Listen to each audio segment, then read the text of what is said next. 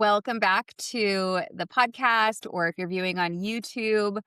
Today, we are continuing a conversation that is incredibly important if you desire more in your life. So, I think we all desire more, right? Whether it's more income or more opportunities or more peace or more love, more visibility, more responsibility. I don't know anybody who really wants more responsibility, but sometimes, right? Sometimes we do. And so, I want to talk about how to increase your capacity for more without overwhelm or burnout. And most of the women that I work with one on one and in my group setting, my community, have experienced some type of overwhelm or burnout, which is why they're wanting to work with somebody who can help them reduce that while increasing what it is that they are doing in their lives and businesses that create joy and the results they want with doing less. So, I want to talk about that today because while many women focus on how to get more, I would say very few actually understand how to hold more. Those are two different things, right? Getting and holding. And this is where so much frustration comes from because the way that I see it play out as I'm coaching these women is someone will come to me. She wants more. She's been praying for more. She's been working so hard for more, but her internal world just doesn't feel safe holding more. And so she either blocks it or she delays it or she unintentionally will create some type of patterns in her life that push it away. So she'll self-sabotage. So today I want to talk about capacity and what it is, why it matters, how to expand it in a way that feels really good, that feels sustainable and grounded and aligned. Because one of the biggest, I think, misconceptions is that receiving more will automatically feel good. And yes, it does. But the common things that I hear is more money is going to help me feel relieved, and more success is going to help me feel empowered. And more visibility will feel exciting. And yes, that is true. It does. Sometimes it does feel that way. But often what happens, especially at first, is that more of those things feels unfamiliar. And most people, when they do elevate, when they are in a season of ascension, they feel that lack of familiarity and it feels really uncomfortable. And so they start to pull back, they start to self-sabotage because they haven't learned yet how to hold more. Because this is the truth. And if you've done this in your life, you know this, more responsibility always will feel heavier. It just does. And more attention, if you're trying to grow your social media or a podcast or a business, whatever you're doing, more attention can feel a little bit exposing. And more income, although it's so exciting, I've seen it time and time again, it can feel very destabilizing if you have not yet built the internal safety system to be able to hold it. So what many women interpret as I'm not ready or something is wrong is actually their system responding to something new. That's all it is. And so it's important to understand the difference between capability and capacity. So let me break down those two things, okay? So capability is your skill. Capability is your intelligence level. It is your ability to perform in whatever it is that you're doing, whether you're an entrepreneur, and yes, most of the women I work with are entrepreneurs. But it doesn't matter what career you're in, what it is that you're doing. Your capability is your intelligence level, your skills, your ability to perform.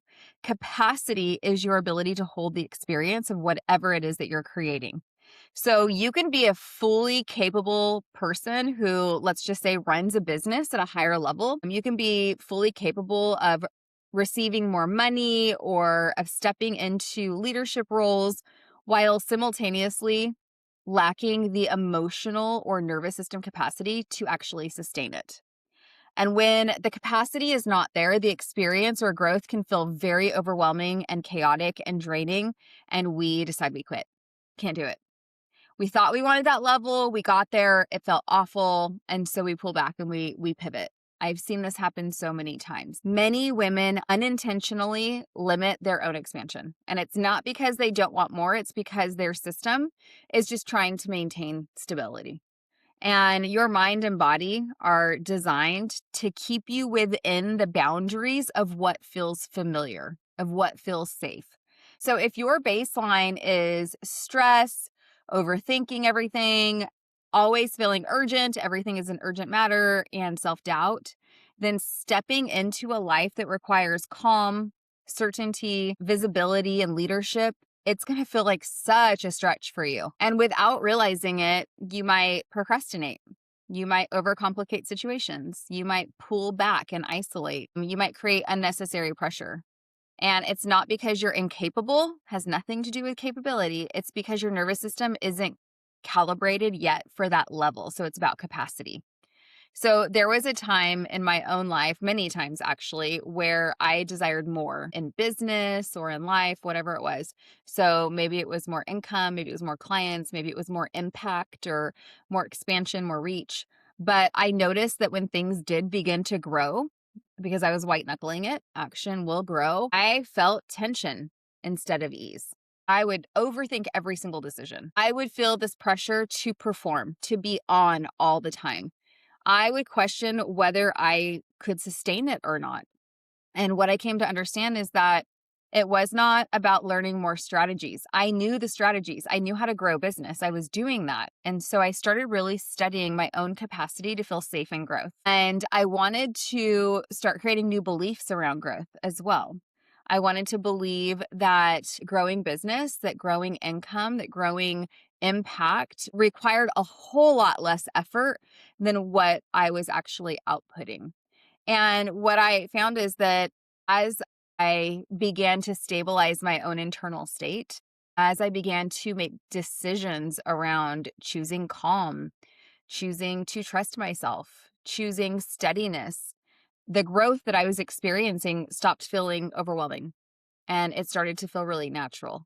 And that's what I help women do. There is nothing more stressful than spending all of your energy on growing your business or your career, only to get to a point where you are so burned out you cannot enjoy it and you don't know how to scale and grow any further without losing your mind. And so there is absolutely an easier way to go about that where you are receiving more income, you're creating more impact in the lives of others while also creating a life that matters most to you so that you aren't spending, countless hours on your work, on your business every single day, so that the business is working for you so that you can actually enjoy your life. It is possible. Capacity is not built through force. It is built through consistent expansion and through very simple, consistent expansion. First, the first thing you need to do is you need to begin noticing where you feel tension around the idea of receiving more. So, where do you feel pressure in your life? Where do you feel urgency? Where do you feel like you need to hold it all together? Okay, those are questions to answer and to get clear on. The second thing that you need to do is you need to practice staying present while you're in this expansion phase. So instead of rushing past the growth phase, allow yourself to experience it without bracing, without recoiling, without constricting. Third, you must, and this is they're all really important, but this is a non-negotiable. You must regulate your nervous system intentionally every single day. We live in a stressful world. I don't know if you're married, if you have kids, what type of work you do, but I know for me, there are a lot of demands. There are just a lot of demands on my time. I have 3 children. I own this business. I have clients. I have different things I have to do in my life, right? All of these things. And so every single day, it has to be a daily practice to regulate your nervous system because otherwise you are a stressed mess, right? I know I am. So this can look like slowing down. It should look like slowing down. And I don't want to should all over you, but I'm going to should. Okay. This should look like slowing down. Choosing intentionally moments when you can slow down in your day, when you can breathe, when you can go outside and just put your feet in the grass and do a little bit of grounding, when you can get out in the sunshine for a few minutes, taking care of yourself the way that we take care of our children. I remember when my kids, I could tell they were starting to feel stressed or chaotic when they were little. I would send them outside. They needed some sunshine. They needed to go run around and sweat. They needed to put their toes in the grass. They needed to just take a break in nature. We need those things too. We need to parent ourselves the same way we parent our kids. So simply allowing yourself to feel without reacting is really important. To just take a beat, to be quiet, to tune into yourself, to tune into source, to God. How are we able to have any type of Holy Spirit downloads when we're just so chaotic and stressed all the time? And the fourth thing that must happen is anchoring into truth. As a woman of faith, I know for me, this means reminding myself that I'm not carrying everything alone, that there is a steadiness available to me that is not dependent on my performance, that I serve a good and big God who desires more for my life than I could ever desire for myself. And so I need to trust in that. So when your capacity increases, something shifts. The big shifts I have always noticed is the chasing. You stop chasing things. You stop forcing everything and controlling everything. You stop feeling like everything is so fragile and such an emergency. Instead, you become steady. And steadiness is what allows growth to sustain itself. You are no longer trying to hold everything together. You are able to be with what you are creating. And from that place, expansion becomes not only possible, but actually very, very natural. So if this conversation is hitting you in the heart, if you're like, okay, these are the things that I need to do to grow and be able to hold growth, to have the capacity to do that without feeling burned out or overwhelmed, if you feel that you are ready for more, but you want to experience that growth without that burnout, I want to invite you to join me live. So I am holding a 3-day Zoom event on April 8th, 9th, and 10th, and I would love for you to be there. We're going to be walking through a lot of identity, belief, embodiment, expanding your capacity so you can truly hold your next level, so that you can grow this business, that you can increase your income, so that you can scale and bring on a team if that's what you're wanting to do, so you can move forward in your career, whatever it is that you're wanting, your life, your business, love, all of those things. So you're going to find the registration link in the show notes. I would love for you to be there with me live. It's so much fun. But I want to remind you that you are not limited by what you are capable of. You are only limited by what you currently feel safe holding. Okay. And the beautiful thing is, our capacity can grow. That is something that we can do intentionally. You are allowed to have more. Um, and as I say every week, go now, go today and be the woman that your future is waiting on. I know that you can do it, and I am excited to cheer you on. Thank you for spending this time with me. Until the next episode, go and be blessed. I hope that you will. Bye bye.